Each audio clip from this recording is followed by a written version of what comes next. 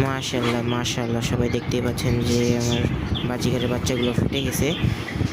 তো যারা আমার চ্যানেলের ভিডিওগুলো নিয়মিত দেখে তারা অবশ্যই জানে যে এর আগে আমি একটা ভিডিও দিয়েছি যে ওরা 4টা ডিম দিয়েছে।